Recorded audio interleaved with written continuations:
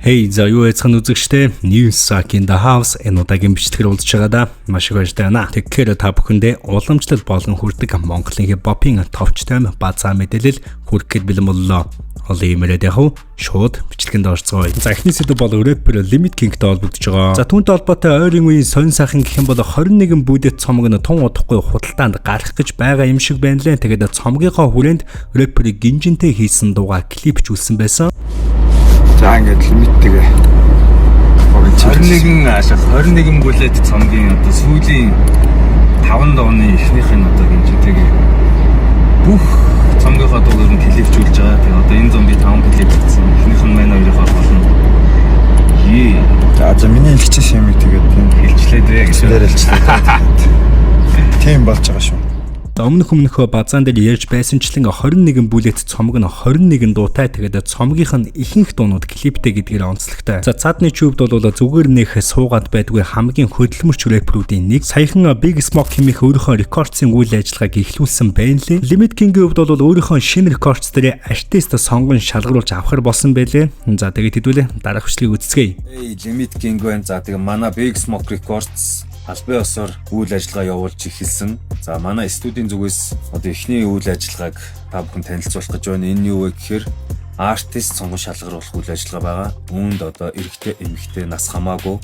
За тэгээд хип-хоп, R&B, pop, магадгүй rock аль ч жанраар одоо үглэх, дуулах, тэ авьяасыг харуулсан, дуулсан өөрийн царай маш тодорхой гарсан байх хэвээр. За тэр бичлэгийг 6 сарын 30 хүртэл манай студийн мэйл рүү явуулаад за тэгээд 6 сарын 30-нд бид бүхэн сонгон шалгаруулалтаа хийх болно.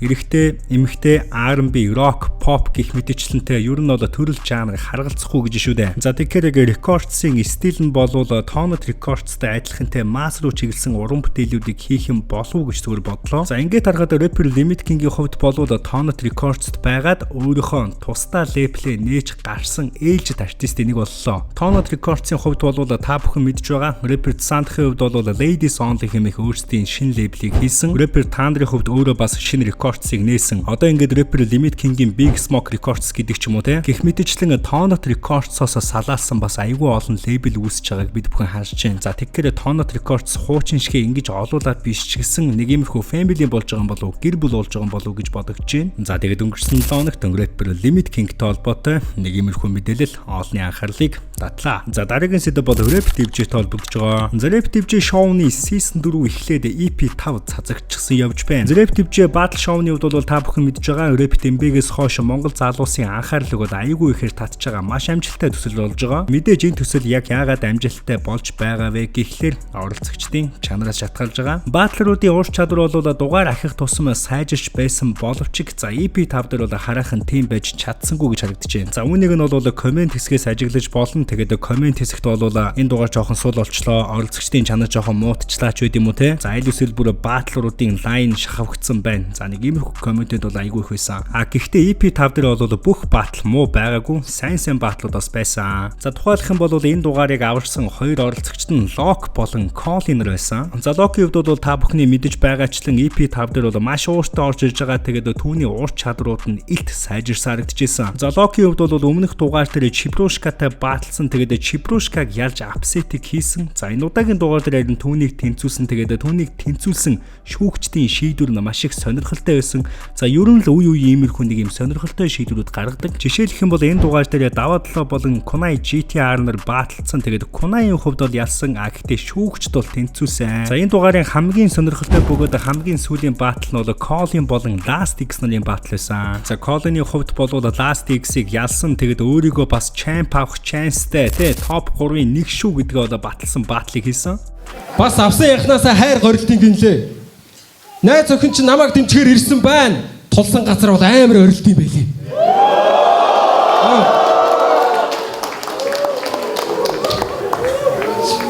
Чамтай таараа би ямар сандралд орсонгүй. Шааш дуусчаад чандралж өргөн сүү. Намайг шаан гэж бодохын оронд Анжелина Жолиг шаан гэж бод. Тэр нь арай амьдрал ойрхон шүү. За season 4-ийг үзээд дуусгахад болвол Colin болон Lochner финалдах магадaltaй байна гэдэг дүгнэлтэнд хүрсэн. Гэхдээ мэдээж Ганзо, Чебрушка, Кунай нарыг бол мартаж болохгүй энэ season дээр. За тэгээд ямар ч тач Rap TV-ийн дараагийн дугаар бол тун удахгүй цацагдах байх. Тэр болтол мэдээж олон зүйл нь тодорхой болох байлгүй дээ. За тэгээд мэдээж Rap TV-ийн бүх батлуудаа амжилт хүсье. Энэ 7 хоногт Rap TV-тэй холбоотой нэг иймэрхүү мэдээллүүд анхаарлыг татлаа. MLB-д Newsack нэрээр 200 хурамшууллаа. За дараагийн сэдв бол хөгжмийн продюсер, хөгжмийн зохиолч, аялагчтай холбогдож байгаа. За өмнөх базаан дээр та бүхэндээ ирж байсан шүү дээ. Түүний хувьд бол 3А төслийнхөө хүрээнд Leo Rojas-тай бол ээлжид уран бүтээлээ хийж байгаа. За тус уран бүтээлийнхаа хүрээнд хөгжмийн продюсер, аялагчийн хувьд бол Герман улсын Франкфурт хотын Basement Loft студид бол зочилсон байгаа. За яг энэ студид дээр дэлхийд алдартай Pamphlet хөгжимчин Leo Rojas-тай уран бүтээл дээр ажиллаж байгаа. За энэ бүтээлийн хувьд бол Монголын уламжлалт хөгжмийн өнгө аяс болоод орчин үеийн дугааралт дэлхийн хөгжмийн элементүүдийг нэгтгэсэн өвөрмөц бүтээл болохоор төлөвлөгдөж байгаа. За уран бүтээлчдийн Франкфурт хотод болсон уулзалтын үеэр зөвхөн нэг уран бүтээлээр хязгаарлагдахгүй цаашдаа урт хугацааны хамтын ажиллагаа эхлүүлэхээр санал нэгдсэн бөгөөд за хамтарсан цомог хийхэр хүртэл албан ёсоор тохиролцсон байгаа юм байна. За энэхүү цомог нь Монголын хөгжмийн өв соёл болон дэлхийн хөгжмийн урсгалуудыг холбосон олон улсын сонсогчдод хүрэх зорилготой томоохон төсөл болж байгаа юм байна. За яг энэ албан ёсны тохиролцоонд бол Монголын хөгжмийн түүхэнд яг одоо болж байгаа хамгийн гоё зүйл болж байна. За тэгээд цаа хоёрын хувьд бол Герман улсад уулзаад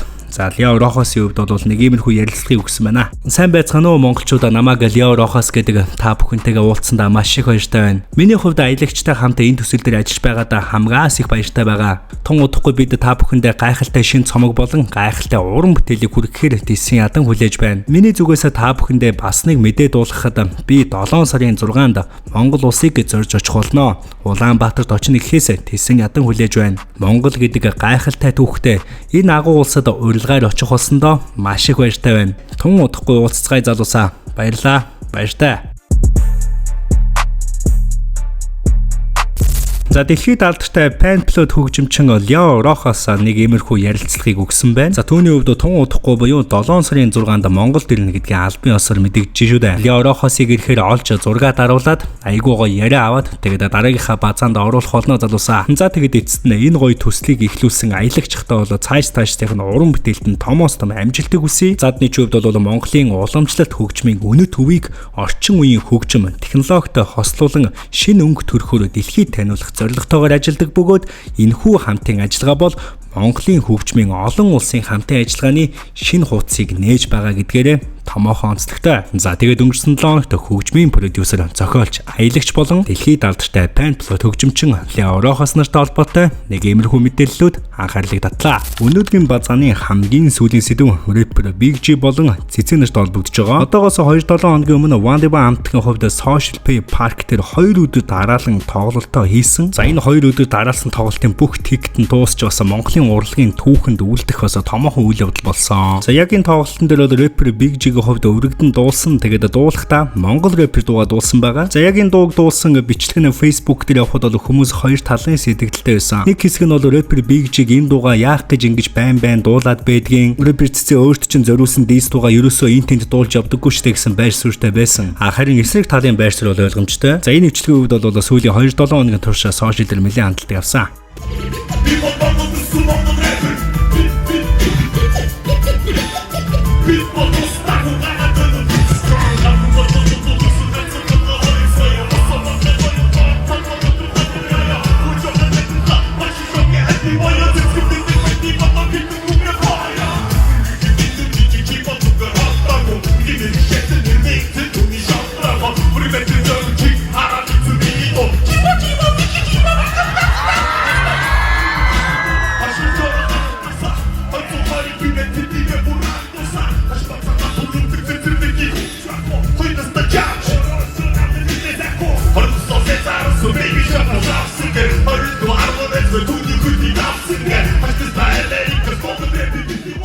За яг энэ бичлэгийн хариуд нь гэх юм уу те рэпер Цэцэгийн хувьд бол нэгэн подкастт ороод рэпер Big G Монгол рэпер дуугаа дуулах тоолонд яг ямар хөө реакшнтай байдаг вэ? За энийг бол дэлгэрэнгүй илэрхийлсэн байгаа.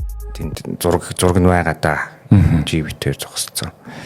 хажууд нь алцаах зогссон тэр хажуудлынх нь одоо нэг хосоо гэтгэлээтэй. Тэг бид дөрөв нэг юм зураг байдیں۔ Тэгээд гайгүй болж ирсэн. Тэгээд гайгүй болж ирсэн чинь манай нөгөө дууга одоо хүртэл Монгол рэпер гэдэг дууга дуулаалах. Тийм. Тэгээд тэр нь одоо тэр нь одоо надад одоо заах намайг дуулсан болоо тий одоо намайг намхан гинөө байна уу надад тусдаг юм нь болохоор одоо манаавыг тий маавын нэрийг намхан дөржин цэцэн бэлэг гэдэг бүр намнан дөржин цэцэн бэлэг гэсэн бол би юм намхан дөржин цэцэн бэлэг гэх тэр дуугаа ингээд болио гэж ингээд дуулаад байдаг надад ерөөсөө тэр ингээд тий хүмүүс ингээд над руу явуулдаг байхгүй яг зүгээр одоо би одоо тэр хүмүүсийг ойл ингээд мэдэхгүй шүү дээ бодол санаа юу бодож байгааг тий тэгтээ зүгээр ингээд хөндлөнгөөс ингээд харахаар хипхопын юу гэнийг гоё зүйл нь одоо хүртэл ингээд бүгд л яг ийм амьдаар дулдаг шүү дээ тий тийм учраас тэрийг зүгээр ингээд текстээр нь ч юм уу тий одоо өглөхтэй зүгээр сольж болно шүү дээ зүгээр яг үнэн яг овгоор нь дуулаад явж ивэл чинь нэг амар мэдээлэл тахаар тийм биш дээ жиж бас ухаантай маа нэрээ нэрээ тий үгүй зүгээр тэгээд нэг л намдан дөрж хэлсэн бэлэг гэж хэлэхэд болно байхгүй юу асуудал байхгүй шүү. За түүний хувьд бол бид уг нь нэг хэсэг гайгүй болчихсон байсан. Гэхдээ түүнээс хойш Монгол рэпер гэдэг дууга байнга дуулж байгаа нь ерөөсөө өөртөө таалагдахгүй байгаа. За тэгэд мөн өөрийнх нь овгийг өөрчлөн дуулж байгаа нь бүр ч илүү таалагдахгүй байгаа талаар бол ярьж байна. Рэпер Big G-ийн хувьд бол мэдээж үүн дээр нь ямар нэгэн хариу тайлбарч гэдэг юм уу те ямар нэгэн бол стори хийгээгүй. За ямар ч тач Монголын хипхопын өвчнөрийн хувьд бол одоо хүртэл асуудал үргэлжилсэн те биедээ нэг хайхтар дуртай байгаа бол харагдахгүй байгаа гэж байна л да. За тэгэд мэдээж өвчнөрийн хувьд бол ахиж муудаал ахиж сошиалор бифлээл ахиж дууныхаа мөрөн дээр хавчуулаад тийм зүйл бол мэдээж болохгүй хаа. Хипхоп гэдэг бол entertainment, хипхоп гэдэг бол шоу. Шоу гэснээс энэ жил стадионы шоу Монголд маш их боллоо. 7 сарын хувьд бол мэдээж Монголд амралт зугаалгын сар байдаг учраас стадионы шоу бол болохгүй. Хэдүүлээ 8 сарыг хүлээн. За тэгээд тухайлах юм бол 2026 оны 8 сарын 29-нд төв цэнгэлт хүрээлэнд 9 дахь жилдээ Triple X наадам болох гэж байгаа. Тун утгагүй бас early bird тасалбар худалдаанд гарахаар болсон байна. Энэ удаагийн бичлэг маань